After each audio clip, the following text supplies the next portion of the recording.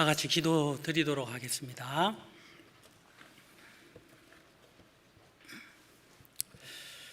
은혜와 자비가 풍성하신 하나님 아버지 감사합니다.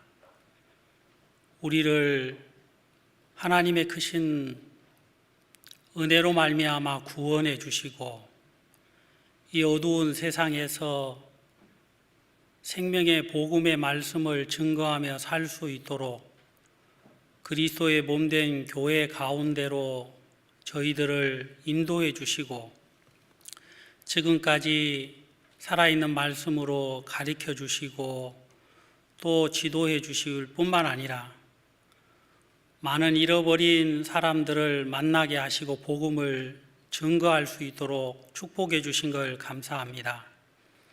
국내에 뿐만 아니라 국외에 선교 지역들을 하나님이 넓히시고 많은 사람들에게 복음을 전할 수 있도록 귀한 종들을 보내주신 것을 감사합니다. 하나님, 이 복음이 주님 오실 마지막 때에 더 힘있게 어떤 형편에서도 구애받지 않고 증거될 수 있도록 도와주시옵소서. 하나님 앞에 은혜를 구하옵나이다. 오늘 또 말씀 앞으로 우리들을 인도해 주신 걸 감사하고 주님께서 준비해 주신 말씀으로 우리 모두를 축복해 주시옵소서. 이 시간 주의 은혜 앞에 다시 한번 부탁을 드리고 예수님의 이름으로 기도하옵나이다. 아멘. 오늘은 마가복음 14장 3절부터 9절 말씀까지 읽도록 하겠습니다.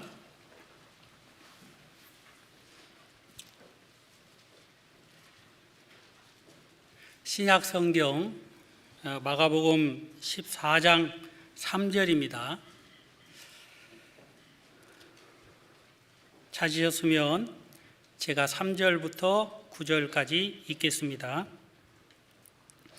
예수께서 베다니 문둥이 시몬의 집에서 식사하실 때에 한 여자가 매우 값진 향유 곧 순전한 나드 한 옥합을 가지고 와서 그 옥합을 깨트리고 예수의 머리에 부으니 어떤 사람들이 분내어 서로 말하되 무슨 의사로 이 향유를 허비하였는가? 이 향유를 300데나리온 이상에 팔아 가난한 자들에게 줄 수 있었겠도다 하며 그 여자를 책망하는지라. 예수께서 가라사대 가만두어라. 너희가 어찌하여 저를 괴롭게 하느냐? 저가 되게 좋은 일을 하였느니라. 가난한 자들은 항상 너희와 함께 있으니 아무 때라도 원하는 대로 도울 수 있거니와 나는 너희와 항상 함께 있지 아니하리라. 저가 힘을 다하여 내 몸에 향유를 부어 내 장사를 미리 준비하였느니라. 9절. 내가 진실로 너희에게 이르노니 온 천하에 어디서든지 복음이 전파되는 곳에는 이 여자의 행한 일도 말하여 저를 기념하리라 하시니라. 9절 말씀까지 읽었습니다. 벌써 2021년 이 새해가 시작이 된 것이 엊그저께 같았는데 벌써 3월 달을 향해 달려가고 있고 조금 있으면 4월이 됩니다. 저희 교구의 형제 자매님들께서 새해를 맞이하면서 저마다 작은 소망들을 하나씩 가지게 되었는데요. 그것은 모든 형제 자매님들도 동일하실 거라고 생각이 됩니다만은 가족들이 구원을 받게 되기를 간절히 기도하고 특히 2021년 한 해는 가족이 구원을 받기를 소망하고 있습니다. 그러나 세상 사람들은 새해가 시작이 되면 저마다 다른 소망들을 가지고 있는데 거의 대부분들이 건강했으면 좋겠다. 그리고 회사에서 진급을 했으면 좋겠다. 아니면 연봉이 올랐으면 좋겠다. 아니면 해외여행을 마음껏 갔으면 좋겠다라고 저마다 그런 인간적인 소망을 갖는데요. 이 그리스도인들은 참 하나님 앞에 감사한 것은 구원을 받지 못한 사람들이 구원함을 받고 이 하나님의 나라로 옮겨지는 귀한 축복을 입게 되기를 바라고 원하고 있다는 것입니다. 코로나19로 많이들 힘들어하고 또 그중에는 직장이나 아니면 가정 형편이 이런 코로나로 인하여 원만치 못해서 힘들어하시는 분들도 없지 않아 있지만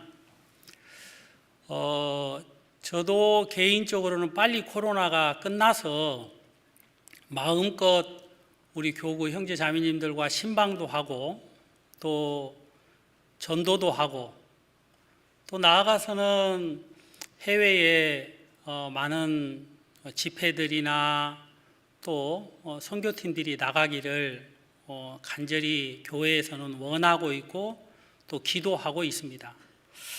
저는 오늘 이 말씀을 이제 같이 읽었는데요. 이 마가복음 14장에 보면 한 여인이 예수님께 나와서 이 향유를 깨뜨려서 예수님의 머리에 붓게 되는 이 사건을 생각을 해 보면서 제가 구원받은 날을 다시 한번 생각해 볼 수 있는 기회가 되어졌습니다. 저는 1986년 10월 7일 구원을 받았는데요. 지금 뒤돌아서서 생각을 해보면 결코 구원을 받을 수 있는 사람이 아닌데 하나님이 크게 불쌍히 여겨주셔서 구원을 받았다라는 마음이 듭니다. 왜 그러냐면요, 가족들이 쉬지 않고 전도해 주셨고 또 특히 우리 어머님께서 눈물로 간곡하게 붙들고 집회에 초청을 해 주셨기 때문에 구원을 받았다라는 마음이 들고 또 나아가서는 하나님의 구속함을 입은 형제 자매님들께서 기도해 주셨기 때문이지 않나라는 생각을 갖고 있습니다. 오늘 이 여인이 예수님의 집에 와서 행한 일, 다시 말하면 이 9절에 예수님이 이 여인이 한 일을 복음이 전파되는 곳에는 이 여자의 행한 일도 말하여 저를 기념하리라는 말씀을 하셨는데, 이 기념한다라는 말씀은요, 기억한다라는 말씀이기도 하지만 굉장히 좋은 일, 아름다운 일, 선한 일, 행복한 일이기 때문에 이제 기억하라라고 말씀을 하셨습니다. 저는 어렸을 때에 새해가 되면 달력을 보고 빨간 글씨가 어디에 있는가를 보곤 굉장히 기뻐하곤 했습니다. 왜 그러냐면 쉬는 날이 많으면 학교 안 가기 때문에 굉장히 좋아하곤 했는데, 우리 주님은 그런 어린 아이들이 좋아하는 것처럼 개인적으로 또 사람들이 기억하고 좋아하는 그런 육신적인 일들 때문에 우리 주님이 기념하라고 하시지 않고, 이 복음이 전파되는 곳에는 이 여자의 행한 일도 말을 해서 저를 기념하리라라는 말씀을 해 주셨습니다. 그래서 제가 이 말씀을 이렇게 좀 보면서 성경에 주님이 기념하라고 하시는 일들이 여러 군데 나오는데 그 중에 첫 번째가 유월절입니다. 우리가 출애굽기 12장 14절 말씀을 한번 찾아보도록 하시겠습니다. 출애굽기 12장입니다.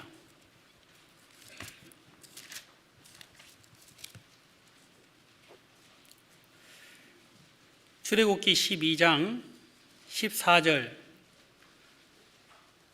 너희는 이 날을 기념하여 여호와의 절기를 삼아 영원한 규례로 대대로 지킬지니라. 이스라엘 백성들은 애굽에서 430년 동안 종살이를 하면서 살았습니다. 그들은 그들의 힘으로 결코 애굽에서 벗어날 수 없는 그런 연약한 사람들이었었는데, 하나님의 약속하신 때가 되고 또 하나님이 친히 보내신 하나님의 종 모세를 통하여 이스라엘 백성들이 애굽에서 건짐을 받게 됩니다. 그 애굽에서 건짐을 받게 되면서 하나님이 마지막으로 그들에게 베푸신 역사 중에 하나가 유월절이라는 절기입니다. 이 유월절을 하나님이 허락해 주시면서 이 12장 2절에 보면 이 달로 너희에게 달의 시작 곧 해의 첫 달이 되게 하고 라고 말씀하셨습니다. 애굽에서 더 이상 종살이 하지 아니하고 하나님의 자녀로서 하나님이 친히 약속해 주신 가나안 땅을 향하여 나아갈 수 있도록 하나님이 긍휼을 베풀어 주셔가지고 이스라엘 백성들이 애굽에서 벗어나게 됩니다. 참 큰 구원의 은혜를 입게 된 것이지요. 하나님은 이 출애굽기에서 이 유월절을 영영히 기념하고 기억하라라고 말씀을 해 주셨는데, 그냥 어느 때를만 정해놓고 기억하라는 것이 아니고, 조금 전에 제가 읽어드렸던 이 말씀처럼 이 날을 기념하여 영원한 규례로 대대로 지킬지어다라고 말씀을 하셨습니다. 하나님이 이스라엘 백성들을 애굽에서 건져낸 그 사건은 기억해야 될 사건인데, 그냥 기억해야 될 사건이 아니고 기념하고 영원히 잊어서는 안 되는 사건이라고 하나님은 말씀을 해 주셨다는 것입니다. 또 출애굽기 17장 14절에 보면요, 하나님께서 이스라엘 백성들을 이끌어 이제 가나안 땅을 들어가는 그 여정 속에 아말렉 사람들을 만나게 됩니다. 그 아말렉 사람들을 만나고 하나님은 이 아말렉 사람들을 친히 싸우시고 그들을 멸하시면서 뭐라고 말씀하셨느냐면, 출애굽기 17장 14절 말씀을 보면요, 찾아보도록 하겠습니다. 출애굽기 17장 14절입니다.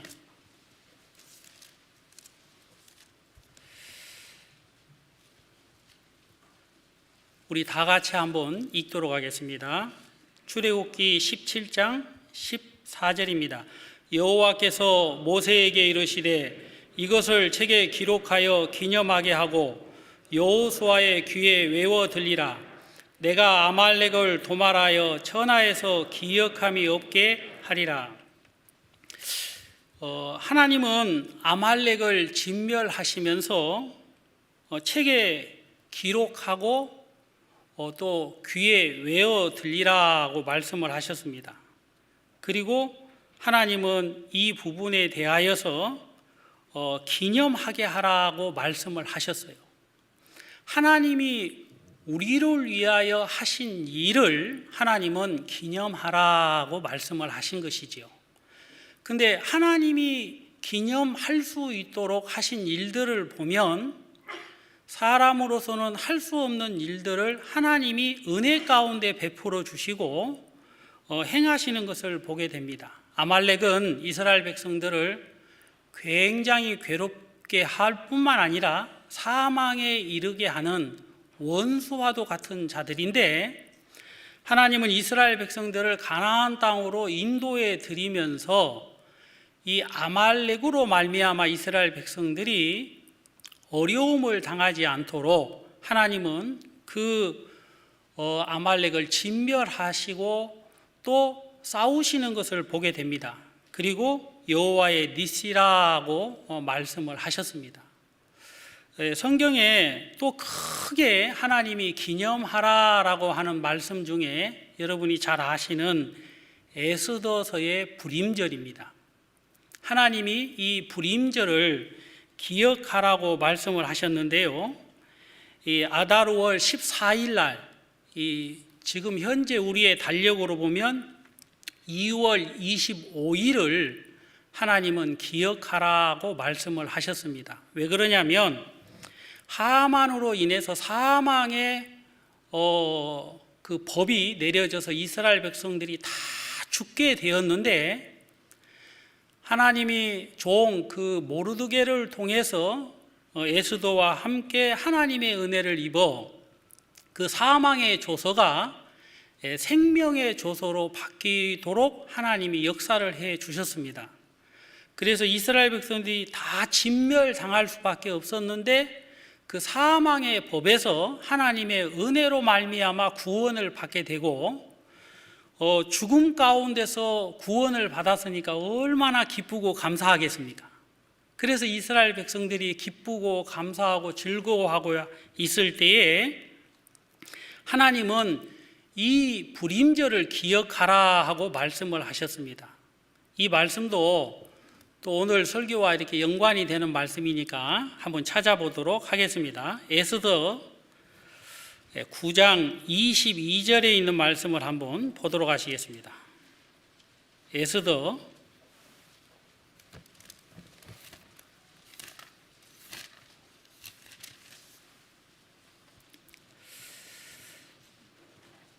'좀 길지만 또 같이 읽도록 하겠습니다. 에스더 9장 22절입니다. 이날에 유대인이 대적에게서 벗어나서 평안함을 얻어 슬픔이 변하여 기쁨이 되고 애통이 변하여 길한 날이 되었으니 이 두 날을 지켜 잔치를 베풀고 즐기며 서로 예물을 주며 가난한 자를 구제하라 하매.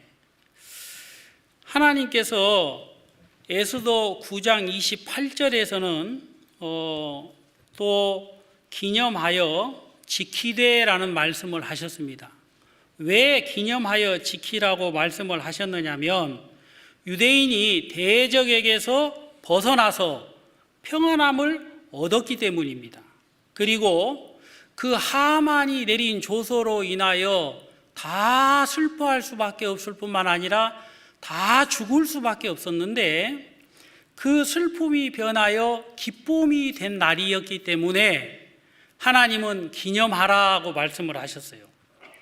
애통이 변하여 길한 날이 되었다라고 말씀하셨으니까 이스라엘 백성이 죄 가운데서 하나님 우리를 살려주세요 하고 간절히 외치다가 이 모르드게와 에스더의 그 믿음으로 말미암아 생명의 조서를 받고 난 이후에 이스라엘 백성들이 다 구원을 받았단 말입니다. 나이 드신 어르신부터 갓난 아이까지 유대인이라면 다 죽을 수밖에 없는데 하나님의 은혜로 말미암아 구원을 받았으니까 얼마나 기쁘고 감사한 일이겠습니까? 하나님은 이 부분을 기념하라고 말씀을 하셨고 또 기억하고 하나님께 감사할 수 있는 그런 시간들을 갖게 되기를 원하셨다는 것입니다. 그런 것만 아니라 신약에 들어와 가지고는 또 하나님이 이 두 가지 사건을 통하여 기념하라고 말씀을 하셨는데, 그게 첫 번째가 떡과 잔입니다. 여러분이 아시다시피 마태복음 26장 28절에 보면 죄사함을 얻게 하려고 많은 사람을 위하여 흘린 바 나의 피 곧 언약의 피니라 하고 주님이 말씀하셨습니다. 모든 사람을 구원하기 위하여 흘리신 그 언약의 피, 그 피를 주님은 기억하고 기념하라고 말씀을 하셨어요. 이 말씀도 한번 찾아보도록 하겠습니다. 고린도 전서 11장입니다. 고린도 전서 11장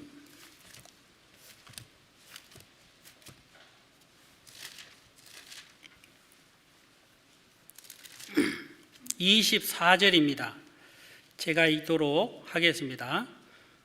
고린도전서 11장 24절 축사하시고 떼어 가라사대 이것은 너희를 위하는 내 몸이니 이것을 행하여 나를 기념하라 하시고 식후에 또한 이와 같이 잔을 가지시고 가라사대 이 잔은 내 피로 세운 새 언약이니 이것을 행하여 마실 때마다 나를 기념하리라 하셨으니 너희가 이 떡을 먹으며 이 잔을 마실 때마다 주의 죽으심을 오실 때까지 전하는 것이니라. 주님께서 이 신약에 들어와서 또 기념하라 하고 말씀하신 것 중에 가장 귀하고 또 소중한 것이 있다면 예수님의 피와 예수님의 몸을 친히 기념하라라고 말씀을 하셨다는 것입니다. 그럼 왜 예수님이 이렇게 말씀을 하셨느냐면 예수님은 이 땅에 오실 때에 모든 사람들을 구원하여 주시기 위하여 오셨기 때문에 우리 하나님은 이 귀한 사실을 잊지 말고 기억하게 되기를 간절히 원하셨다는 것입니다. 그리고 오늘 우리가 본문으로 읽었던 이 마가복음 14장에 이 여인이 행한 일, 이 일을 또한 하나님은 기념하리라고 말씀을 하셨는데요. 그냥 기념하리라 하고 말씀하신 게 아니라 본문으로 돌아가서 마가복음 14장 9절에 보면 내가 진실로 너희에게 이르노니 라고 말씀을 하셨습니다. 예수님께서 참으로 진실로 말씀을 하셨는데 그 부분이 어떤 부분이냐면 굉장히 중요한 부분이고 굉장히 소중한 부분인데 그 부분이 다른 것이 아니라 여기 나와 있는 말씀처럼 내가 진실로 너희에게 이르노니 온 천하에서 어디서든지 복음이 전파되는 곳에서 이 여자의 행한 일도 말하여 저를 기념하리라 하시니라고 말씀을 했다는 것입니다. 여러분, 세상에 가장 소중한 곳, 가장 가고 싶은 곳, 가장 참여하고 싶은 곳이 어디입니까? 세상에는 가장 아름다운 곳들이 많이 있지요. 자연적인 풍경을 보면. 저는 브라질에서 선교를 하다 왔기 때문에 브라질의 몇몇 군데 아름다운 곳을 아는데요. 폭포 이구아수나 리오데자네이루 같은 곳은 참 아름다운 곳이라고 이야기를 합니다. 근데 그런 곳이 하나님 앞에서 아름다운 곳이고 소중한 곳이고 꼭 가고 싶은 곳이고 참여하고 싶은 곳이겠습니까? 그리스도인이라면 정말 마음에 소망된 것이 하나 있는데 그것이 다른 것이 아니라 여기 주님이 말씀하셨던 것처럼 복음이 전파되는 곳에 함께하고 싶은 것이 그리스도인의 소망이고 그리스도인의 바람이라고 생각이 됩니다. 세상에 가장 중요한 곳, 다시 말하면 복음이 전파되는 곳이기 때문에 생명의 역사가 일어나고 있는 그곳에 우리 주님은 이 여인이 행한 일을 말을 해서 같이 기념하라 하고 말씀을 해 주셨다는 것입니다. 도대체 이 여인이 무슨 일을 어떻게 왜 했길래 우리 주님은 이렇게 간절하게 기념하라 하고 말씀을 하셨는가? 오늘 저는 이 부분을 좀 생각을 해보고 싶습니다. 여기 마가복음 14장의 3절 말씀을 제가 다시 한번 보도록 하겠습니다. 예수께서 베다니 문둥이 시몬의 집에서 식사하실 때에 한 여자가 매우 값진 향유 곧 순전한 나드 홍합 한 옥합을 가지고 와서 그 옥합을 깨뜨리고 예수의 머리에 부으니 그랬습니다.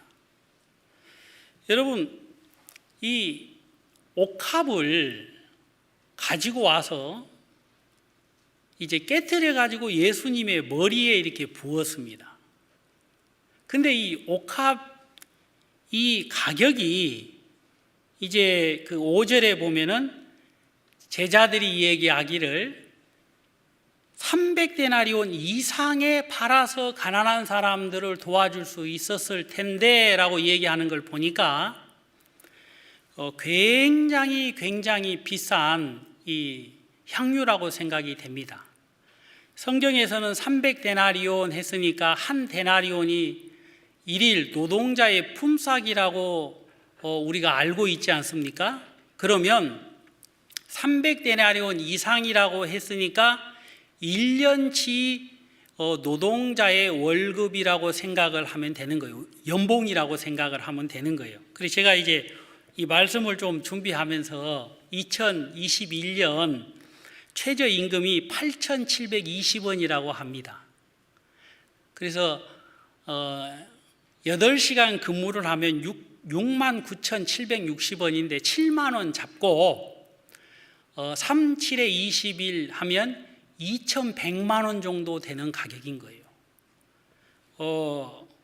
우리처럼 주님만을 위해 사는 사람들은 2,100만 원이 크게 느껴집니다. 가지고 있는 것이 별로 없기 때문에.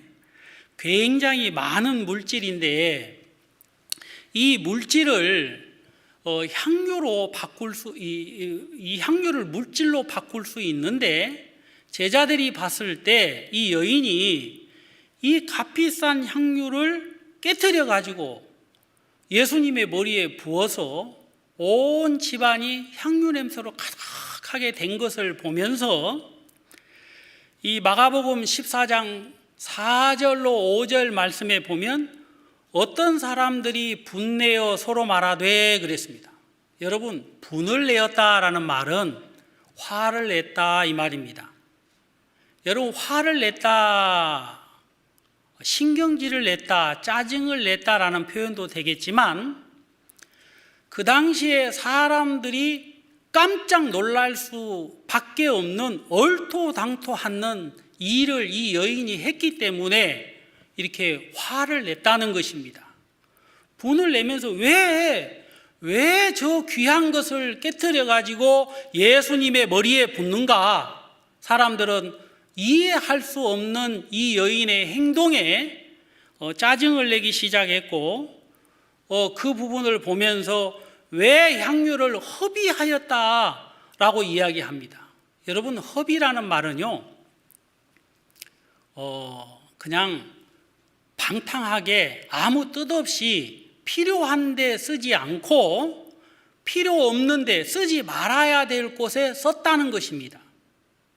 그러니까 무의미하게 2,100만 원이나 되는 이 엄청난 값어치 나가는 이 향유를 예수님의 머리에 부었다고 사람들이 짜증을 내는 거예요.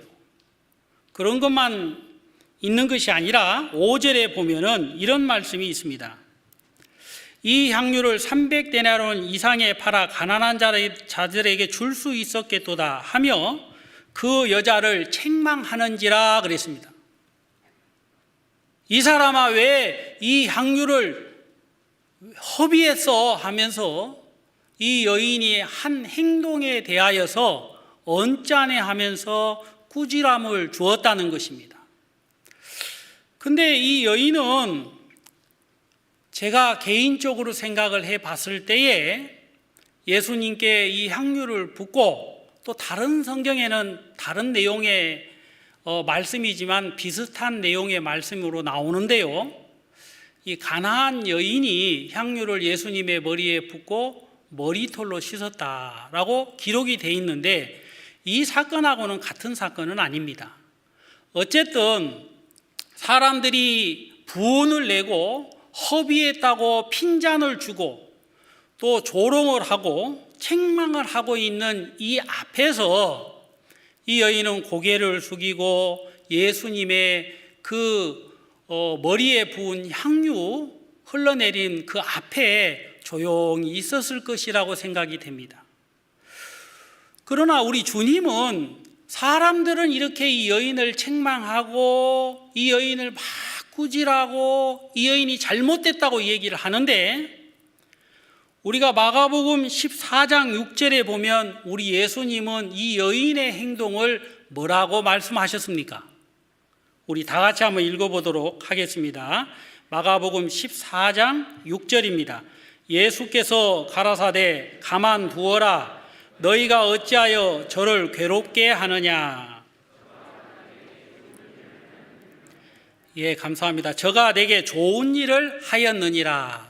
예수님은 사람들과 전혀 다르게 사람들이 가지고 있는 생각과 사람들이 가지고 있는 시각과 정반대로 말씀을 하셨는데 뭐라고 말씀하셨느냐면 가만두어라 그랬어요. 아마 옆에서 사람들이 이 여인을 짧은 시간이지만 못 살게 그런 모습들이 보인 것 같아요. 막 책망을 했다고 하니까 여러분 책망을 할 때는 좋게 책망하지는 않잖아요. 너 왜 그랬니? 그러면 쓰겠니? 이렇게 책망하는 사람은 없습니다. 정신 차리라 그러면서 딱 안색이 바뀌어가지고 곧 무슨 일 일어나는 것처럼 책망을 했다는 겁니다. 그런 책망 앞에서 우리 예수님은 가만두어라. 너희가 어찌하여 저를 괴롭게 하느냐 그랬어요. 예수님이 보니까 막 괴롭게 하는 거예요. 못 살게 구는 거예요. 그러면서 예수님이 뭐라고 말씀을 하셨습니까? 저가 내게 좋은 일을 하였느니라. 따라해 보세요. 좋은 일. 여러분, 이 좋은 일이라는 것은요, 다른 성경에는 아름다운 일하고 번역이 되어 있기도 합니다. 어쨌든 우리 성경에는 좋은 일을 했다라고 주님이 말씀하셨습니다.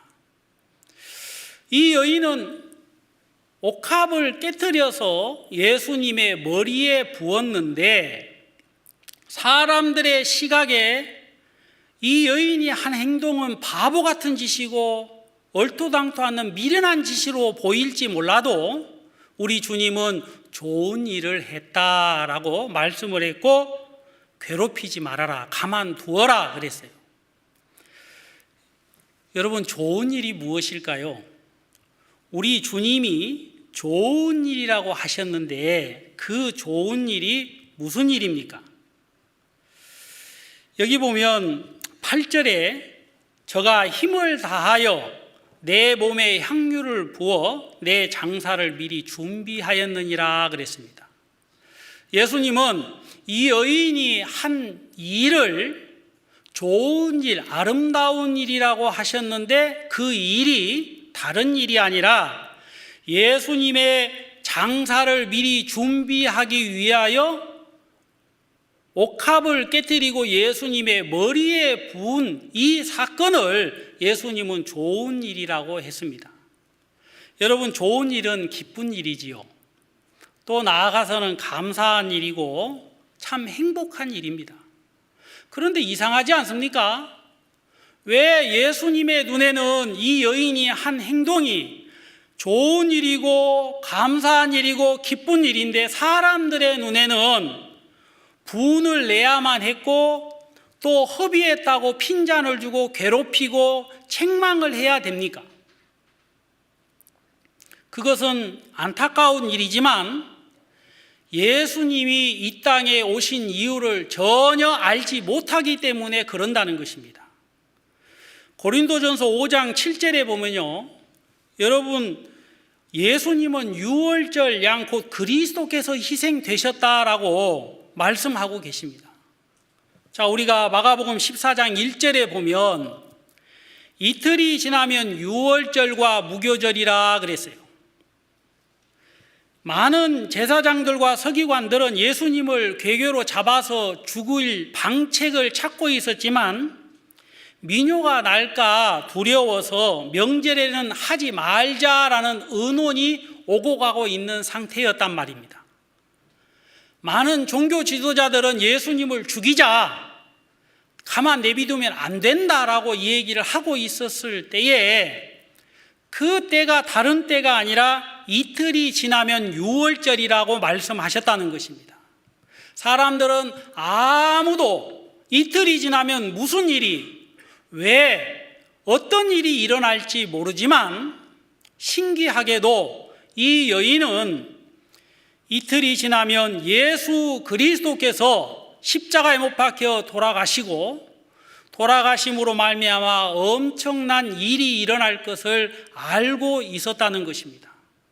그리고 이 여인은 그 예수님의 장사를 이 귀한 옥합을 가지고 미리 준비하셨으므로 말미암아 우리 주님은 굉장히 좋은 일이다라고 말씀을 하셨습니다.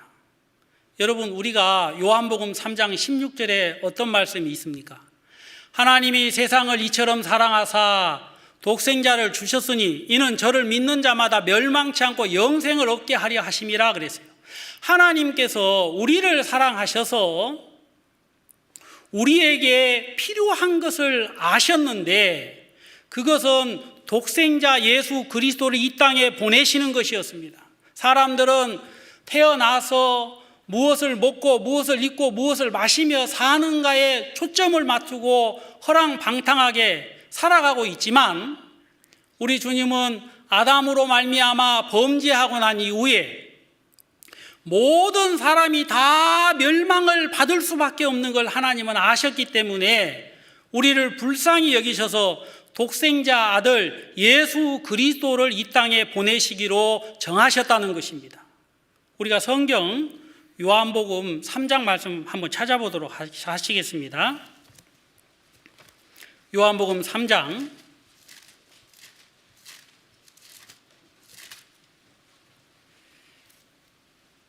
17절 다 같이 한번 읽겠습니다. 요한복음 3장 17절입니다. 하나님이 그 아들을 세상에 보내신 것은 세상을 심판하려 하심이 아니요 저로 말미암아 세상이 구원을 받게 하려 하심이라. 디모데전서 2장 4절에 보면 하나님의 뜻은 이것이니 모든 사람이 구원을 받으며 진리를 아는데 이르기를 원하신다. 이게 하나님의 뜻이라 그랬습니다. 하나님은 한 사람도 멸망당하지 아니하고 구원받게 되기를 원하셨다는 것입니다. 그래서 이 요한복음 3장 17절 말씀처럼 하나님이 아들을 세상에 보내신 것은 세상을 심판하려 하심이 아니요 저로 말미암아 세상이 구원을 받게 하려 하심이라고 말씀을 하셨습니다. 우리 예수님이 이 땅에 오실 때에 우리들은 어떤 사람의 모양을 하고 있었습니까? 우리는 성경에서 우리의 모습에 대하여 너무나도 잘 기록해 놨다고 생각이 되는데요. 로마서 5장 6절, 8절, 10절에 보면 로마서 5장 6절에 보면 우리가 연약할 때에 주님이 오셨다라고 말씀하셨습니다.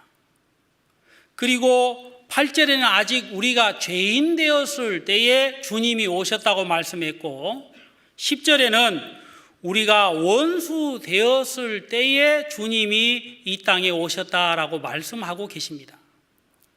우리가 무엇을 잘하고 선하게 착하게 열심히 나름대로는 산다고 살지만 주님이 우리를 보셨을 때는 모든 사람이 넓은 길을 향하여 멸망을 받을 거라고 생각하지 못하고 거침없이 떳떳하고 자랑스러워하면서 자기들이 원하는 길을 걸어가고 있기 때문에 이 길이 행복의 길이라고 생각하면서 한 걸음 한 걸음 멸망을 향해서 걸어가고 있었다는 것입니다. 그런 사람들을 우리 주님이 보시고 안타까워하셨기 때문에 예수님을 이 땅에 보내시고 내가 너희들을 심판하려 하심이 아니요 구원받게 하려 하심이라고 말씀을 하셨습니다. 예수님이 우리를 구원하시려면 어떻게 해야 됩니까? 예수님이 우리를 구원하시려면 예수님은 우리를 위하여 십자가에 못 박혀 돌아가셔야만 하는 것입니다. 여러분, 사람들은 예수님이 왜 십자가에 못 박혀 돌아가셨는지 모르는 사람들이 아직도 굉장히 많습니다. 그러나 참 감사하게도 우리들은 하나님의 크신 은혜를 입어서 주 예수 그리스도께서 십자가에 못 박혀 돌아가신 것이 왜 돌아가셨는지를 복음을 듣고 깨닫고 구원을 받고 난 이후에 정확하게 알게 되어졌다는 것입니다. 그래서 예수님이 십자가에 죽으실 수밖에 없었던 것은 하나님의 크신 사랑을 이루기 위한 하나님의 뜻이었고 하나님의 섭리였고 하나님의 결정이었습니다. 그 결정은 누구도 바꿀 수가 없는 거예요. 많은 사람들이 예수님을 비웃고 조롱하고 낭떠러지에 예수님을 밀어버리려고 하고 죽이려고 한두 번이 한 것이 아니었습니다. 엄청나게 많은 핍박이 있었지만 예수님은 많은 사람들의 그 조롱과 비웃음 속에서도 당신이 걸어가야 될 그 길을 걸어오셨고 이제 세상의 모든 죄를 짊어지시고 십자가에 못 박혀 돌아가심으로 모든 죄를 이루시는 죄를 씻고 의롭다고 하시기 위하여 십자가에 못 박혀 돌아가셔야만 했는 거예요. 사람들은 예수님이 십자가에 죽은 것이 그냥 죽음이라고 얘기하는 사람도 있었고 그 당시에는 예수님의 죽음이 죄인의 한 사람과도 같다고 얘기를 했지만 예수님은 우리를 구원하시기 위하여 십자가에 못 박혀 돌아가신 것이었기 때문에 결코 그 일이 쉬운 일은 아니었단 말입니다. 그러나 우리 주님은 하나님의 뜻에 온전히 순종하고 당신을 온전히 희생함으로 이제 주님 앞에 그 길을 걸어가고 있는데 아무도 그 예수님의 죽음을 기억해 주는 사람 없었지만 이 여인은 예수님의 장사를 미리 준비했다는 것입니다. 여러분, 사람의 행복이 무엇입니까? 돈이 많아야 행복입니까? 아니면 좋은 명예를 얻어야 행복합니까? 아니면 많이 배워야 행복합니까? 우리가 그런 여러 가지 우리의 원함을 이루지 못할 때에는 그런 부족함이 없어서 우리는 불행하다고 생각을 하곤 합니다. 그래서 돈이 없는 사람은 돈을 많이 벌려고 무던히들 애를 쓰지요. 그리고 못 배운 사람은 많이 배우려고 하고 또 낮은 자리에 있는 사람들은 많이 올라가려고 합니다. 요즘 젊은 사람들 중에 소망 중에 하나가 진급 심사에서 빨리 올라가는 것이라고 합니다. 어쨌든 간에 사람들은 저마다 자기들이 세워놓은 행복의 기준을 쫓아서 살아가고 있지만 성경은 사람의 행복이 무엇이라고 말씀했습니까? 우리가 성경 말씀 로마서 4장에 있는 말씀 보도록 하시겠습니다. 로마서 4장 6절에 보면 다윗이라는 사람이 사람의 행복에 대하여 말씀하고 있습니다. 제가 6절 읽도록 하겠습니다. 일한 것이 없이 하나님께 의로 여기심을 받는 사람의 행복에 대하여 다윗이 말한 바 7절 8절은 다 같이 읽겠습니다. 그 불법을 사하심을 받고 그 죄를 가리우심을 받는 자는 복이 있고 주께서 그 죄를 인정치 아니할 사람은 복이 있도다 함과 같으니라. 다윗은 사람의 행복에 대하여 말씀을 하고 있는데 그 불법을 사하심을 받는 사람이 행복하다라고 말씀했습니다.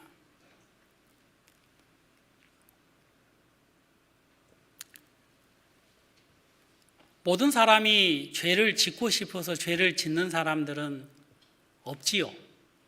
그러나 어떤 사람은 미련하게 자기의 작은 욕심을 따라가다가 결국에 수렁에 빠지는 것처럼 깊은 죄 속에 빠집니다. 그리고 그 죄에서 이제 아차 내가 큰 죄를 범했구나 하고 그 죄에서 벗어나려고 해도 벗어날 수 없어서 고통하고 괴로워하고 있는 사람이 우리 주위에 얼마나 많이 있습니까? 내가 잘못해서 내 사랑하는 자녀가 죽었다라고 생각하는 사람도 있고 내가 잘못해서 우리 부모님이 이렇게 고통을 받는구나, 내가 이런 큰 죄를 지어서 저 사람이 상처를 입는구나 하고 마음에 나름대로 행한 불법으로 인해서 고통받고 있는 사람들이 얼마나 많이 있느냐는 거예요. 여러분, 그러나 그런 사람들의 죄가 주 예수 그리스도의 보혈로 말미암아 씻어지면 그 사람들은 어떻습니까? 하나님 감사합니다, 하나님 감사합니다 하고 하염없이 눈물을 흘리는 것을 저는 참 많이 봤습니다. 하나님, 나같이 더러운 죄인이 지옥에 가야 되는데 영원한 천국에 갈 수 있도록 해주셔서 감사합니다. 우리들도 동일한 마음을 가지고 오늘 이 자리에 있는 줄 압니다. 사람의 행복 중에 하나가 그 불법의 사하심을 받는 거예요. 여러분, 누가복음에 보면 십자가의 강도가 나옵니다. 예수님이 십자가에 못 박혀 돌아가실 때 한편 강도가 주여 당신의 나라에 임하실 때에 나를 생각하여 주시옵소서라고 하나님의 긍휼을 구하지요. 그는 절대 그 죄를 용서받을 수 없는 사람입니다. 그가 한 일이 있었고 그가 살아왔던 삶이 그랬으며 그에게 주어졌던 그 인생은 다 죄를 짓는 데 허비했고 이제는 마지막으로 모든 사람에게 버림을 받는 십자가의 형벌 아래에 있는 사람이었습니다. 그 사람을 누가 불쌍히 여길 수 있습니까? 누가 치근히 여길 수 있습니까? 아마도 사람들은 저 녀석은 죽어도 돼 하며 침을 뱉는 사람도 있고 손가락질을 하는 사람도 있었을 거예요. 왜? 행악의 종자로서 정말 죽을 수밖에 없는 그런 죄인이었단 말입니다. 그런 사람이 주님에게 당신의 나라에 임하실 때에 나를 생각해 주세요 라고 은혜를 구했을 때에 우리 주님이 뭐라고 말씀하셨습니까? 내가 오늘 나와 함께 낙원에 있으리로다. 우리는 이 사람이 어떻게 과연 이렇게 천국에 갈 수 있나라고 생각을 할 수 있겠지요. 야, 이 사람은 정말 야 하면서 어떤 분들은 고개를 갸우뚱 하는 분들도 계실 겁니다. 그러나 우리 주님은 그 불법을 사하여 주셨다는 것입니다. 여러분, 이것은 그 사람이 결코 무엇을 조금이라 잘해서가 아니라 하나님의 긍휼의 크기가 얼마인지를 우리에게 보여주시는 것이죠. 사람의 행복 중에 그 불법을 사하심을 받고 또 그 죄를 가리우심을 받고 또 그 주께서 죄를 인정치 아니할 사람은 복이 있다 그랬습니다. 여러분, 이 사람의 행복이 어디에 있었습니까? 저는 감히 여러분들 앞에 말씀드립니다만은 제가 하나님 앞에 그런 은혜를 입었습니다. 구원받은 그리스도인이라면 하나님이 우리의 불법을 사해 주시고 우리의 죄를 가리워 주시고 우리의 죄를 인정치 아니하였기 때문에 오늘 이 자리에서 주 예수 그리스도의 은혜를 찬송하고 감사하면서 복음을 전할 수 있는 것입니다. 오늘 주님이 우리에게 주신 은혜를 취해 가신다면 우리는 아무것도 아니지요. 삼손이 1,000명을 죽였던 블레셋 사람들, 그 나귀 턱뼈로 그 엄청난 역사를 베풀었지만 삼손이 나귀 턱뼈를 놓으면 그 사막에 그냥 떨어질 수밖에 없는 것이 우리네 인생인 거예요. 하나님이 지옥 갈 수밖에 없는 우리를 불쌍히 여기셔서 구원해 주시고 하나님의 자녀로 삼아 주신 이것이야말로 하나님의 가장 큰 축복이고 축복이다라는 마음이 들어집니다. 여러분, 이 사람의 행복을 어떻게 이루어집니까? 어떻게 하나님이 우리의 죄를 인정 안 할 수가 있고 어떻게 우리의 죄를 가리워 줄 수 있고 어떻게 우리의 죄를 용서해 줄 수 있습니까? 그것은 다른 것이 아니라 예수님께서 십자가에 못 박혀 돌아가심으로 말미암아 이루어진 사실이라는 것입니다.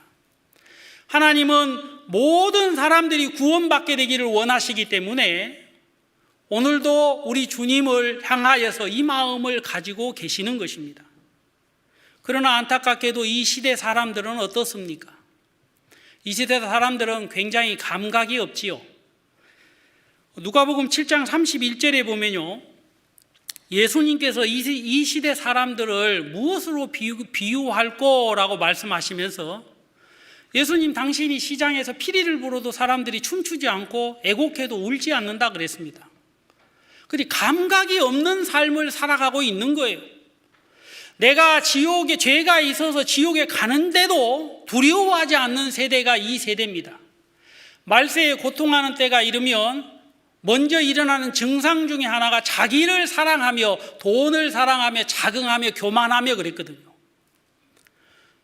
안타까운 소식들이 계속 뉴스를 통해서 우리에게 들려지지만 사람들이 극악무도한 죄를 거침없이 짓는 이유가 뭡니까?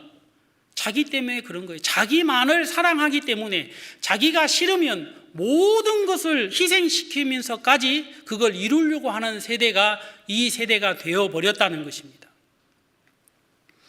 하나님은 이렇게 감각 없는 이 시대에 하나님이 오늘 우리를 향하여 이 말씀을 통하여 가르쳐주고 싶은 것이 있다면 그것은 다른 것이 아니라 이 여인이 예수님의 머리에 향유를 붓고 그 예수님의 장사를 준비했다는 부분이라는 것입니다. 저는 이 말씀을 보면서 나는 어디서 구원을 받았는가라는 부분을 생각 안 할 수가 없더라고요. 로마서 8장 2절에 보면요, 그리스도 예수 안에 있는 생명의 성령의 법이 죄와 사망의 법에서 우리를 해방했다 그랬습니다. 우리는 구원을 받기 전에 우리가 알든 모르든 느끼든 못 느끼든 배웠든 안 배웠든 간에 우리는 어디 아래에 있었습니까? 죄와 사망의 법 아래에 있었다는 것입니다. 저는요, 법이 굉장히 무섭다는 것을 많이 느낍니다. 고속도로를 운전하고 가다가 경찰이 빨리 달린다고 서라 그러면 가슴부터 뛰어요. 그리고 내가 무슨 죄를 지지 안 했나, 빨리 달리진 않았나. 제가 예수님으로 말하면 구원을 받았는데도 고속도로에서 규정 속도로 달리는데도 앞에 경찰이 있으면 깜짝깜짝 놀랍니다. 그리고 발이 먼저 브레이크에 가요. 내가 규정 속도로 달리는구나 하고 이제 달리곤 합니다만은, 법이라는 것은요, 내가 틀렸느냐 맞았느냐라는 그 기준입니다. 우리는요, 죄와 사망의 법 아래 있는 사람이었습니다. 모세가 히브리 남자아이는 다 나일강에 던져서 죽여라라고 얘기했잖아요. 모세는 태어날 때부터 머리에 무엇을 이고 태어난 아이입니까? 사망의 법을 머리에 이고 태어난 아이입니다. 그 갓난 아이가 그 사망의 법을 이길 수가 없어요. 아무리 발버둥 쳐도 그 바로가 명한 히브리 남자아이는 나일강에 죽여라, 그 법을 어떻게 그 아이가 이길 수 있습니까? 그 아이를 사랑하는 어머니도 아버지도 형제들도 결코 바로의 법을 이길 수가 없습니다. 그런데 이 모세가 어떻게 그 법을 이겼습니까? 자기가 잘해서 이긴 게 아니지요. 성경 한 구절만 더 보도록 하시겠습니다. 출애굽기입니다.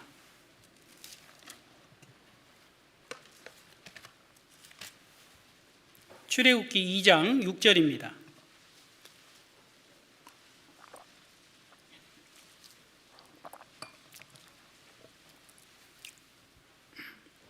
다 같이 한번 읽겠습니다. 2장 6절.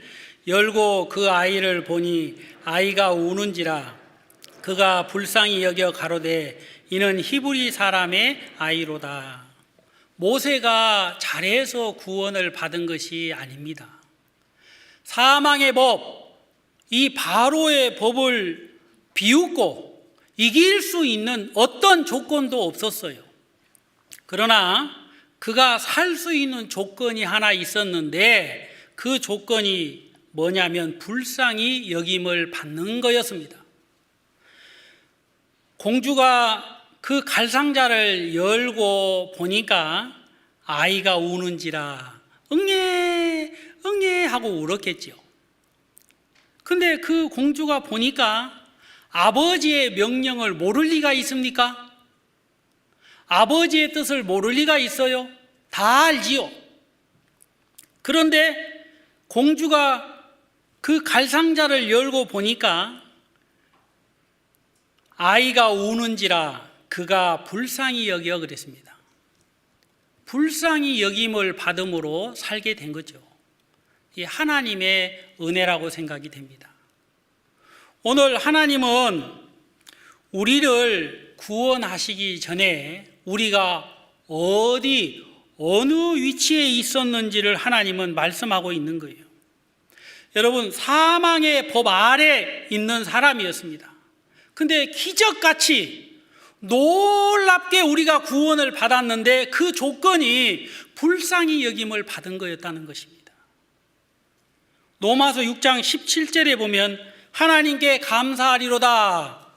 너희가 본래 죄의 종이었더니 그랬습니다. 여러분, 본래라는 말이 뭡니까? 원래, 근본이. 이사야서 1장 4절에 보면 행악의 종자라 그랬습니다. 여러분, 팥 심은 데 팥 나고 콩 심은 데 콩 나듯이 씨는 변할 수가 없습니다. 우리는 영원히 지옥에 갈 수밖에 없는 사람이었는데 우리 주님께서 우리에게 은혜를 베풀어 주셔서 의의 종이 되어진 것입니다. 여러분, 그것만 그런 것이 아니죠. 오늘도 이 순간에도 우리가 다른 일을 하고 있을 때에 베드로전서 5장 8절에 보면 사단은 어떻습니까? 근신하라, 깨어있으라. 너희 대적 마귀가 우는 사자처럼 삼킬 자를 두루 찾는다 그랬어요. 동물의 왕국 같은 데 보면요, 사자가 그 양 같은 어떤 그 사슴 같은 걸 잡아놓고 목을 물어서 숨통이 끊어질 정도가 되면 높습니다. 그러면 발부둥을 치고 살려고 하는데 그 사자의 발톱에서 벗어나지를 못하는 겁니다. 이 어린 이 짐승이 결코 벗어날 수가 없어요.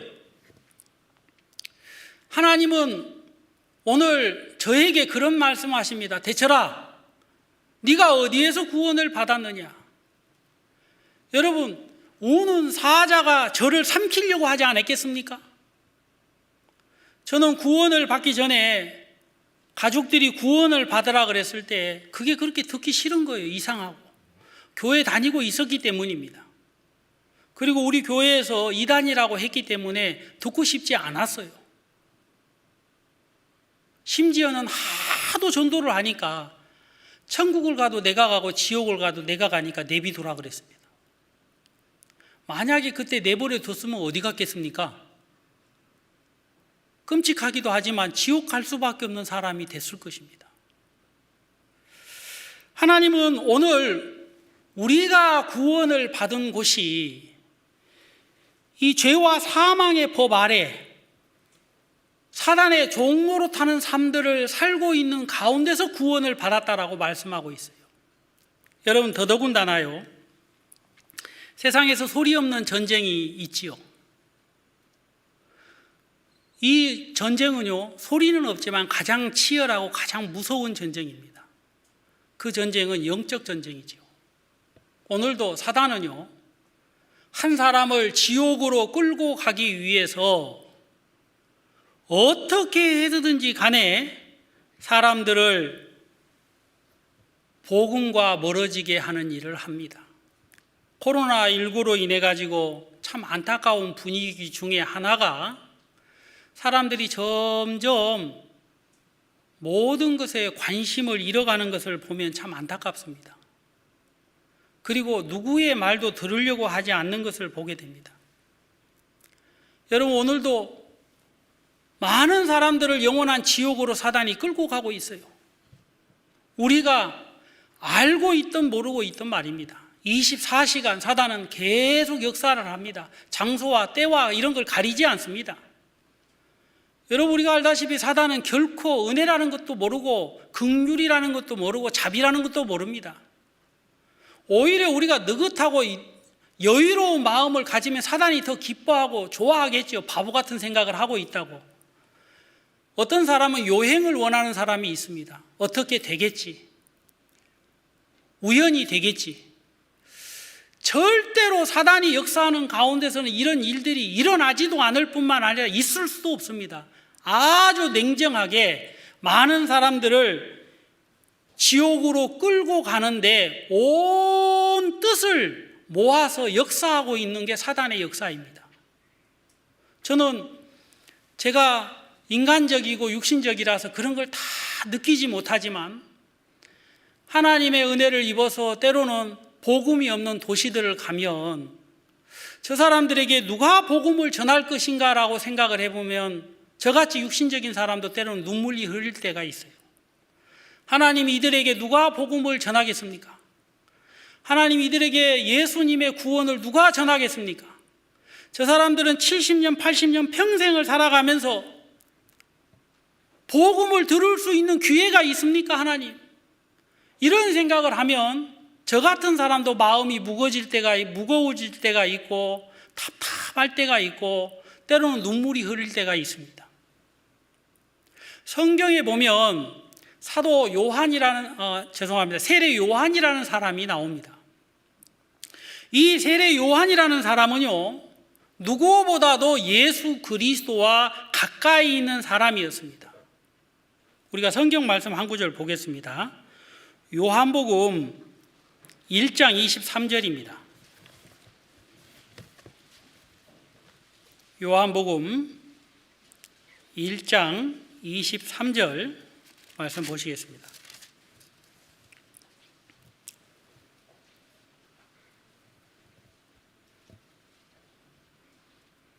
제가 읽겠습니다. 가로되 나는 선지자 이사야의 말과 같이 주의 길을 곧게 하라고 광야에서 외치는 자의 소리라 하니. 여기 보면 요한이라는 사람은요, 요단강에서 많은 사람들에게 회개의 세례를 침례를 베풀면서 그가 설교를 합니다. 나는 선지자 이사야의 말과 같이 주의 길을 곧게 하라고 광야에서 외치는 자의 소리다. 그러면서 장차 예수님이 이 땅에 오시는데 그 예수님의 나는 신을 들기도 감당할 수 없는 사람이다. 나는 물로 세례를 주거니와 그는 성령으로 말미암아 세례를 베푼다라는 말씀을 하셨어요. 그리고 누가복음 3장 7절에 보면 많은 종교인들, 거짓 제사장들 뿐만 아니라 그 바리새인과 서기관들을 이게 보면서 독사의 자식들아 누가 너희에게 이 말 임박한 진노를 피하라 하더냐 하고 하나님의 심판을 그렇게 외치는 것을 보게 됩니다. 여러분, 독사의 자식들아 라고 외치는 이 외침을 보면 이 세례 요한의 눈에는 그들의 모습이 얼마나 악하고 추한 사람의 모습을 하고 있겠습니까? 종교에, 거짓된 교리에, 사상에, 윤리에 사로잡혀서 그들이 가장 하나님과 가까이 있는 사람이면서도 가장 멀리 있는 사람이 그들이었다는 것입니다. 그래서 독사의 자식들아 누가 너희에게 이 말 임박한 진노를 피하라 하더냐 하고 증거하는 것을 보게 됩니다. 그런데 참 감사한 것은 이 세례 요한이 그런 증거만 하는 것이 아니지요. 요한복음 1장 여기 찾았으니까 한번 보도록 하십시다. 1장 29절입니다. 우리 다 같이 한번 읽도록 하겠습니다. 요한복음 1장 29절. 이튿날 요한이 예수께서 자기에게 나오심을 보고 가로되 보라 세상 죄를 지고 가는 하나님의 어린 양이로다. 세례 요한은 사람들에게 회개하라 천국이 가까웠느니라 독사의 자식들아 하고 그들을 책망하고 꾸짖고 그들을 회개하라고 외치는 것뿐만 아니라 그가 외쳤던 외침 중에 하나가 보라, 세상 죄를 지고 가는 하나님의 어린 양이로다 했어요. 너희 자신들을 보지 말고 하나님이 보내신 자 예수 그리스도를 보라. 그가 무엇을 지고 있느냐? 세상 죄를 지고 있는 것을 보게 되기를 원하셨다는 것입니다. 여러분, 이 세상 죄를 짊어지시고 이제 잠시 후면 십자가에 못 박혀 돌아가시고 예수님이 다 이루었다라고 말씀하실 거라는 것입니다. 여러분, 이 사실을 정확하게 듣고 아는 사람이라면 여러분, 이거보다 더 놀랍고 이거보다 더 귀중하고 이거보다 더 감사한 일이 어디 있겠습니까? 많은 사람들이 영원한 지옥을 향해 가다가 그들이 뭘 못해서 지옥 간다고 생각하기 때문에 마음을 닫고 그들이 생각하기를 나는 부족해서 그래 하는 부자 청년과도 같이 뭔가 잘하려고 애쓰면서 살아가는 사람들이 이 세상에 얼마나 많습니까? 그들은 왜 예수님이 십자가에 죽어야 되는지를 모르고 있는데 여기에 나와 있는 이 여인은 예수님이 잠시 후에 죽으시게 되면 그 일로 말미암아 엄청나게 좋은 일이 되어질 거라는 것을, 감사한 일이 되어질 거라는 것을 알게 되었다면 얼마나 기쁘고 감사한 일입니까? 사랑하는 가족들이 지옥을 향해서 거침없이 달려가다가 구원을 받으면 얼마나 기쁘고 감사합니까? 그들이 구원을 받고 한결같이 하나님 앞에 감사한 것은 예수님이 나를 위하여 죽으셨구나라는 그 사실을 잊지 못하는 거예요. 구원을 받은 그리스도인들에게는 이것이 생명이고 하나님 앞에 이게 능력이고 복음이고 하나님의 의인데, 이 여인의 눈에 비춰진 예수 그리스도는 잠시 후에 죽으시고 난 이후에 어떤 일이 일어날 것을 알고 있었다고 저는 생각이 됩니다. 로마서 4장 25절에 보면요, 예수는 우리 범죄함을 위하여 내어줌이 되고 또한 우리를 의롭다 하심을 위하여 살아나셨느니라. 5장 1절, 그러므로 우리가 믿음으로 의롭다 하심을 얻었은 즉 우리 주 예수 그리스도로 말미암아 하나님으로 더불어 화평을 누리자 그랬습니다. 여러분, 어떻게 더러운 죄인이 하나님하고 화평을 누립니까? 그것은 예수님께서 우리 범죄함을 위하여 내어줌이 되고 우리를 위하여 의롭다 하심을 위하여 다시 살아나기 때문에 가능한 것입니다. 예수님의 죽으심과 예수님의 부활이 우리를 이렇게 하나님과 화목하게 해 주신다는 것입니다. 요한복음에 보면요, 이 여인은 마리아라고 나옵니다. 이 마리아는 예수님 곁에서 말씀을 들으면서 많은 것들을 경험했어요. 여러분, 이 마리아, 나사로의 여동생이고 마르다의 형제지간입니다. 그는 사랑하는 오라버니가 죽게 되어졌을 때에 그는 슬픔 가운데도 빠지고 괴로움 가운데도 빠졌습니다. 그리고 내 오라비가, 예수님이 여기 계셨으면 내 오라비가 죽지 아니하였겠나이다라고 이야기하기도 합니다. 여러분, 근데 이 마리아가 예수님의 말씀을 듣게 됐어요. 마리아가 왜 예수님에게 이 향유를 붓습니까? 왜 장사를 준비합니까? 예수님, 당신은 생명의 주인이십니다. 그 예수님의 말씀으로 말미암아 나사로가 죽음 가운데서 생명을 얻는 부활의 은혜를 잊게 됩니다. 그 주님으로 말미암아 오라버니가 살 수 있는 은혜를 입게 된 것이죠. 그것만 그런 것이 아니죠. 그가 이렇게 구원을 받고 난 이후에 그가 예수님의 말씀을 들으면서 야, 예수님이 십자가에 죽으면 이제 내 모든 죄가 다 씻어지겠구나. 얼마나 기쁘고 감사한 일이겠습니까? 여러분, 제가 조금 전에 말씀드렸다시피 요한은 보라, 세상 죄를 지고 가는 하나님의 어린 양이라고 외쳤을 때에 그 외침은 아주 짤막한 외침이지만 그 외침으로 말미암아 많은 사람들이 주님을 바라보고 구원을 받는 놀라운 역사가 일어나는 거예요. 여러분, 그는 모든 것들을 포기하고 그는 광야에서 약대 겉옷을 입고 메뚜기와 역청으로 음식을 먹으면서 예루살렘과 종교인들과 분리되어져서 온전하고 정결하게 하나님의 말씀을 전하는 사람이었습니다. 그가 그토록 증거하는 이 증거가 다른 것이 아니라 세상 죄를 지고 가는 하나님의 어린 양인 거예요. 이처럼 사람이 볼 수 없는 것을 본 사람들은 마치 밭에 감추어진 보화를 찾으면 그 보화를 감추어 두고 집에 돌아가서 자기가 가지고 있는 모든 것을 다 팔아 그 밭을 샀느니라 그랬습니다. 여러분, 보화를 발견한 사람은 자기 것을 파는 것이 괴롭겠습니까? 반실성한 사람처럼 기쁘고 감사하겠지요. 여보, 아무 소리 말고 침대고 냉장고고 다 팝시다. 왜요? 내가 보화를 발견했습니다.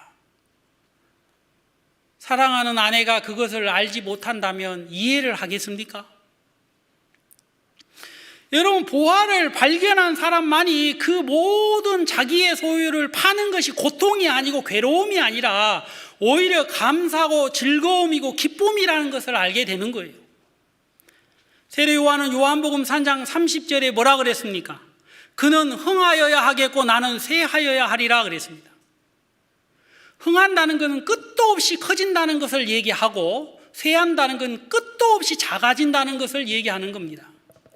왜 세례 요한이 자기가 그렇게 주 예수 그리스도 앞에서 작아져야 된다고 말씀을 했느냐면 세상 죄를 지고 가는 하나님의 어린 양이기 때문에 그런 거예요. 우리의 질병을 지시고 우리의 죄악을 지시고 우리의 고통을 주시고 우리의 슬픔과 우리의 부끄러움과 우리의 나약함을 짊어지고 계시는 예수님이시기 때문에 그는 작아져야 된다고 그의 소망을 말씀을 통하여서 이야기하고 있는 것입니다. 여러분, 이 마리아라는 이 여인이 이 마가복음에는 이 여인의 이름이 나오지는 않습니다만은 한 이 여인이 이 향유를 깨트려서 예수님의 머리에 붓는 것은 좋은 일이라고 했고 그 일은 예수님의 장사를 미리 준비하는 일이라고 했는데 8절에 보면 저가 힘을 다하여 라고 말씀했습니다. 여러분, 결코 이 일은 쉬운 일이 아니라는 것입니다. 어떻게 되겠지? 이렇게 하면 안 될까? 대충 해가지고 되는 일이 아니에요.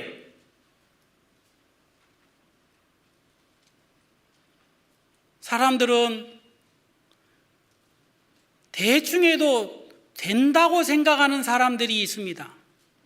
그 중에 하나가 자기 영혼을 가지고 도박을 하는 사람처럼 천국에 가면 좋고 안 가면 어쩔 수 없고, 너무나도 어리석고 미련한 사람이 아닙니까?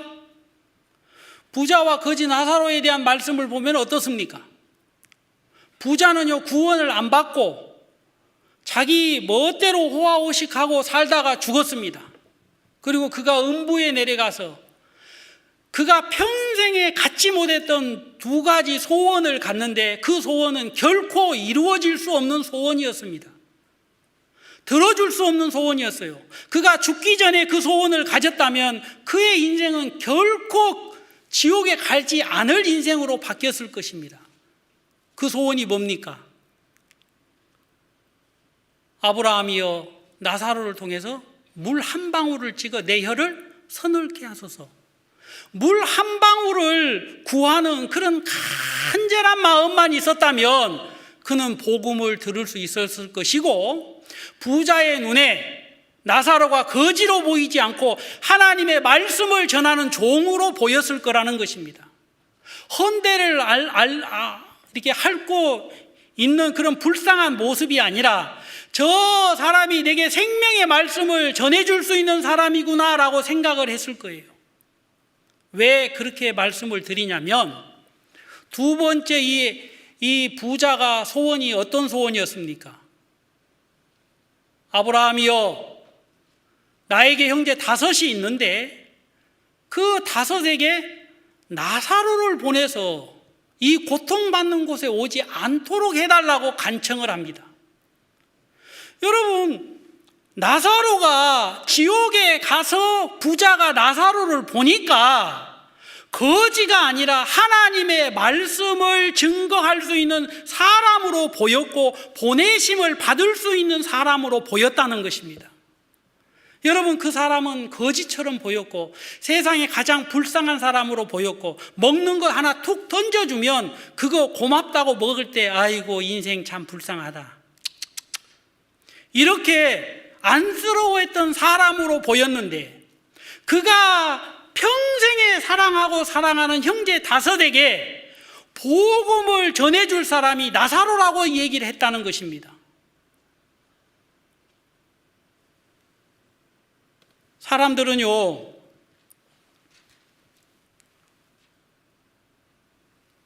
이 부자처럼 이렇게 어리석은 사람의 마음을 가지고 있는 그런 부분들이 너무 많습니다. 왜 그런 줄 압니까? 그게 다른 것이 아니라 모르기 때문에 그런 거예요. 이 여인은 말입니다, 향유를 깨트려서 예수님의 머리에 붓는데 저 여인이 힘을 다해서 부었다 그랬습니다. 생명의 일은요, 그냥 대충 하는 게 아니다 이 말입니다.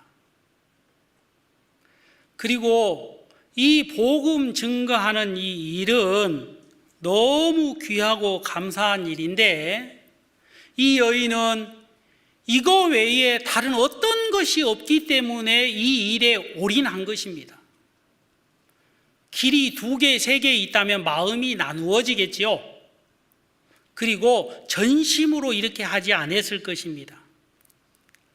이 여인이 힘을 다하여 그리스도의 장사를 준비했고, 여러분, 이 말은 생명을 구하는 이 일에 그냥 대충 한 것이 아니라 자기가 가지고 있는 이것을 온 힘을 다하여 드렸다는 것입니다.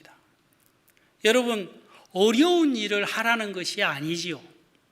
오늘 제가 말씀드렸다시피 이 여인이 본 예수 그리스도는 이 여인의 슬픔을 제거할 수 있는 분이고 부끄러움을 제거할 수 있는 분이고, 나아가서는 여러분 불법을, 죄를, 허물을 가리워 줄 수 있는 분이 예수 그리스도라는 것을 알고 있었기 때문에 이 여인은 이것이 나에게 생명이라고 여겼다는 것입니다.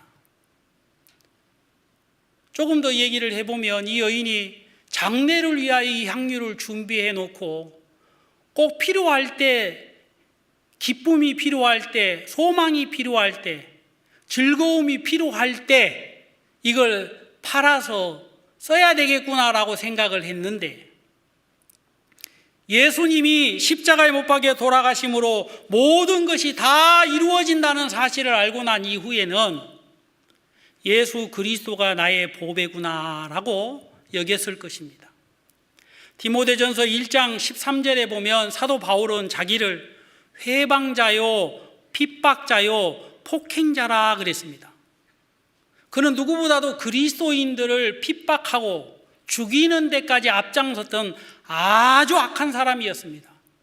그러나 사도행전 9장에서 다메섹에서 그가 예수님을 만나고 난 이후에 그는 모든 것들을 배설물로 여기고 그리스도를 증거하는 사람으로 바뀌었습니다. 그리고 고린도전서 15장 10절 한번 찾아보도록 합시다. 고린도전서 15장 10절입니다.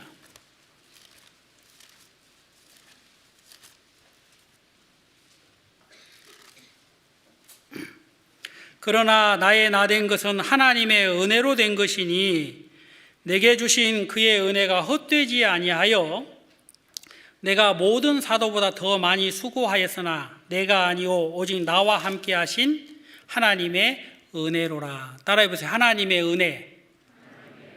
하나님의 은혜라 그랬습니다. 하나님, 저는 회방자였습니다. 저는 핍박자였고 저는 폭행자였습니다. 그런 내가 어떻게 감히 구원을 받을 수 있습니까? 하나님의 긍휼하심이 아니면 구원을 받을 수 없습니다라는 고백을 합니다. 오늘 이 여인은 그렇게 유명한 사람도 아니고 성경의 많은 역사에 참여한 사람도 아니었습니다. 그러나 어떻게 이 여인이 남들이 보지 못하는 예수 그리스도의 장사를 준비하는 일에 이렇게 참여할 수 있는 사람이 됐습니까? 그것도 자기가 가지고 있는 가장 귀한 것을 우리 예수님의 머리에 부으면서 말입니다. 우리는 사람들의 시각처럼 동일한 마음을 가지고 있을 텐데 우리 예수님이 우리의 시각을 바꾸어 주신 것입니다. 가만 두어라. 왜 그 여인을 괴롭게 하느냐?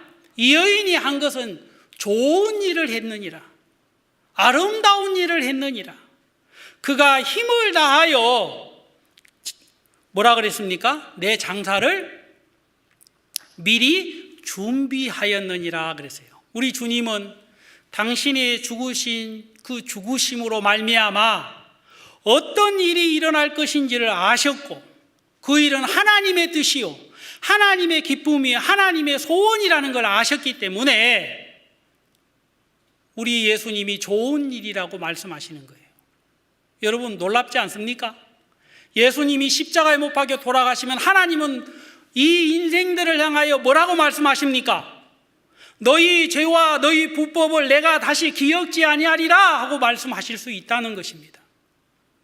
여러분 예수님의 그 긍휼하심이 예수 그리스도를 통하여 이 땅에 나타냈을 때 하나님은 아낌없이 당신의 사랑을 모든 사람들에게 나타낼 수 있다는 것입니다. 그 일에 동참할 수 있는 이 여인은 얼마나 아름답고 복된 여인입니까? 생명의 일을 우리는 무엇으로 어떻게 참여할 수 있고 준비할 수 있습니까? 저는 저 개인적으로 질문을 해봅니다. 대체라 네가 예수님의 장사를 무엇으로 준비할 수 있는가? 저에게는 지금 시간도 있고 마음도 있고 젊음도 있습니다. 그리고 건강도 지금 현재는 있어요. 이 하나님이 주신 것이라고 생각합니다. 하나님은 우리들에게 있어서 무엇으로 그리스도를 위하여 장사를 준비하는가? 우리에게 이렇게 귀중한 옥합이 없을지라도 하나님이 우리에게 주신 저마다 크고 작은 많은 소중한 것들이 있습니다. 에베소서 5장 10절 말씀 보시겠습니다.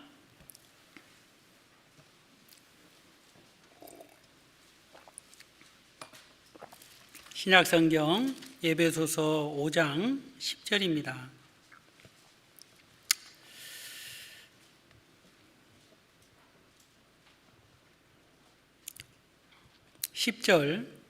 다 같이 11절, 10절, 11절 읽겠습니다.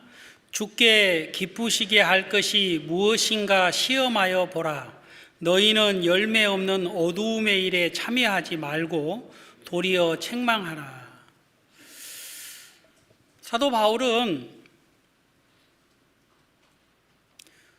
주께 기쁘시게 할 것이 무엇인가 시험하여 보라 그랬어요. 여기서 말하는 시험은 알아보라는 것이지요. 주님이 도대체 무엇을 기뻐할 것인가? 하나님, 저는 지금 현재 조금의 시간이 있습니다. 이 시간으로 우리 주님이 좋아할 일이 무슨 일입니까? 하나님, 저는 조금의 물질의 여유가 있습니다. 주님이 물질로 주님이 기뻐하시는 일을 하고 싶습니다. 주님, 저에게는 젊음이 있습니다. 저에게는 청춘이 있습니다. 저에게는 조금의 허락되는 건강이 있습니다. 하나님, 이것으로 주님이 기뻐하실 일을 하고 싶습니다. 제가 무슨 일을 해야 될까요? 하고 주님 앞에 나온다면 주님은 참 기뻐하실 것입니다. 그가 내게 좋은 일을 하였느니라 하고 말씀하실 거예요. 사람들은 나를 비웃고 조롱해도 말입니다. 잠언 16장 7절에 보면 사람의 행위가 여호와를 기쁘게 하면 그 사람의 원수라도 그로 더불어 화목하게 하시느니라 그랬어요. 하나님을 기쁘게 하면 그 모든 원수들이 화목하게 될 수 있는 거예요. 여러분, 우리네 원수들과 하나가 될 수 있는 것은 무엇입니까? 주 예수 그리스도의 복음밖에 없는 거예요. 나는 저 사람이 미워서 죽겠어 라고 했던 사람도 구원함을 받고 난 이후에 하나님, 저 영혼을 불쌍히 여겨주세요. 하나님, 저 사람이 구원받게 되기를 바랍니다. 그러나 어떻게 구원을 받을 수 있습니까? 누군가는 저 불쌍한 사람에게 시간을 드려야 되고 물질을 드려야 되고 희생을 해야만이 복음이 전해지기 때문에 오늘 하나님은 우리들에게 하나님이 기쁘시게 할 것이 무엇인가를 시험하라는 거예요. 여러분, 갈라디아서 1장 10절 말씀 아시지요? 내가 사람들에게 좋게 하랴 하나님께 좋게 하랴. 내가 지금까지 사람에게 기쁨을 구하려는 것이었으면 하나님의 종이 아니니라 그랬어요. 오늘 하나님은 우리에게 많은 것들을 주셨습니다. 그리고 그 주신 것으로 말미암아 주님을 기쁘게 하는 삶을 살게 되기를 하나님은 오늘 우리에게 말씀하고 계시는 거예요. 내가 사람들에게 좋게 하랴 하나님께 좋게 하랴. 내가 지금까지 사람의 기쁨을 구하는 것에 있으면 나는 하나님의 종이 아니다. 하나님의 종으로서 하나님이 기뻐하시는 삶을 그는 살아가는 바울의 모습을 우리에게 말씀해 주고 있습니다. 성경 한 구절만 더 찾아보도록 하시겠습니다. 고린도 후서 2장입니다. 고린도 후서 2장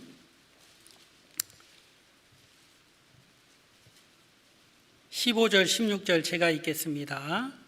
우리는 구원을 얻은 자들에게나 망하는 자들에게나 하나님 앞에 그리스도의 향기니 이 사람에게는 사망으로 쫓아 생명에 이르는 냄새요 저 사람에게는 생명으로 쫓아 생명에 이르는 냄새라. 누가 이것을 감당하리요? 하나님은 우리들에게 그리스도의 향기다라고 말씀하고 계십니다. 구원을 얻은 사람에게나 멸망을 당하는 사람에게나 하나님 앞에서 그리스도의 향기다. 여러분, 이 향기라는 것은요, 주 예수님의 복음을 깨달은 자를 말씀하고 있습니다. 여러분, 우리와 접촉되어지면 많은 사람들이 복음을 듣게 되지요. 그리고 그들이 구원을 받게 됩니다. 하나님은 우리에게 생명의 냄새다 그랬어요.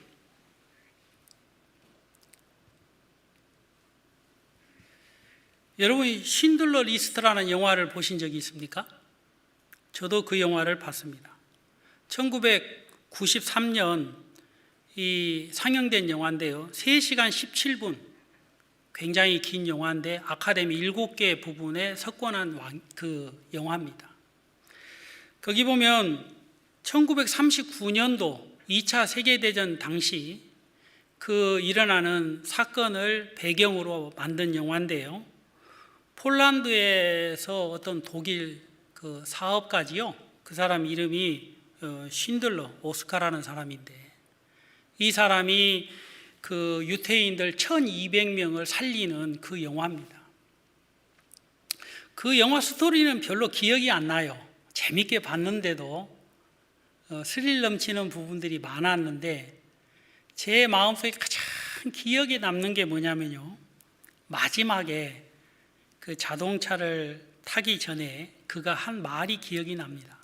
그래서 제가 이번에 이제 말씀을 준비하면서 그걸 찾아서 인터넷으로 보니까 이렇게 적혀 있습니다. 대사가 왜 나는 더 많은 사람을 구해내지 못했는가?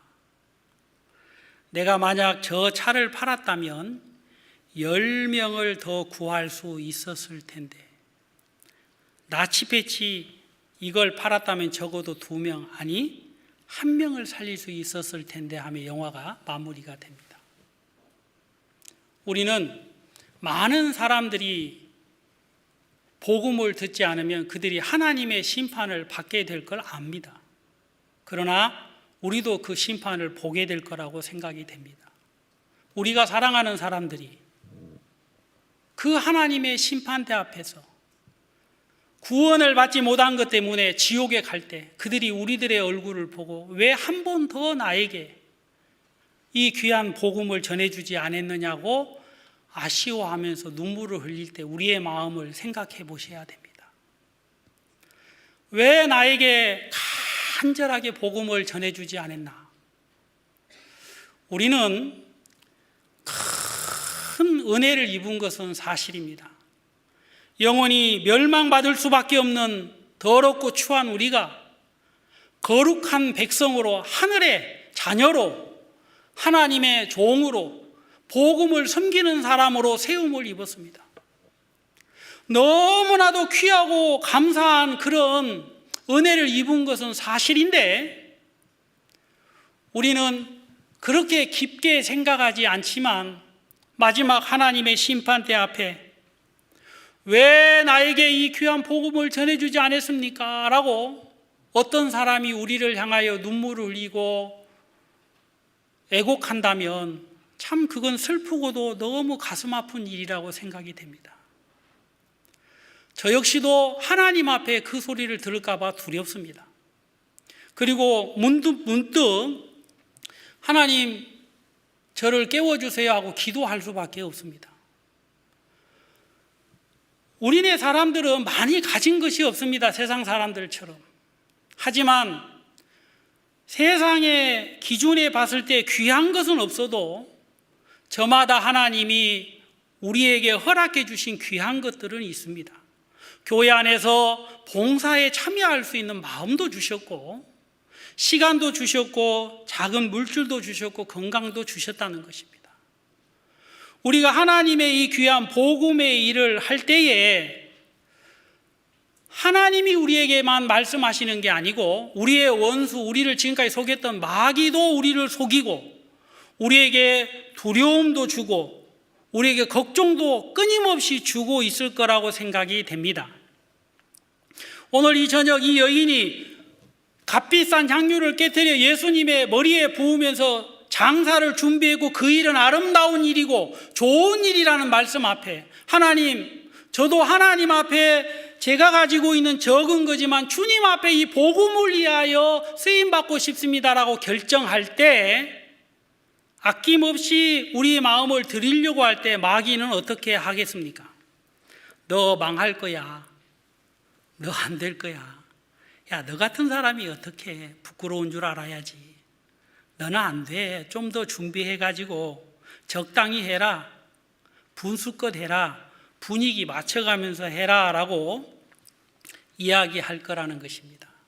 그러나 우리가 그런 연약한 말에 귀를 기울여야 되는 것이 아니라 생명의 역사에 속해 있는 우리네 삶이 주님의 말씀 앞에 귀를 기울여야 되는 것입니다. 우리가 마지막 말씀 시편 27편 말씀 보시겠습니다. 시편입니다.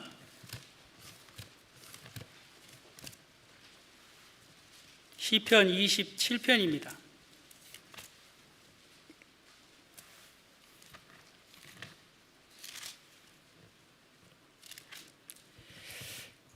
1절 다 같이 읽도록 하겠습니다. 시작.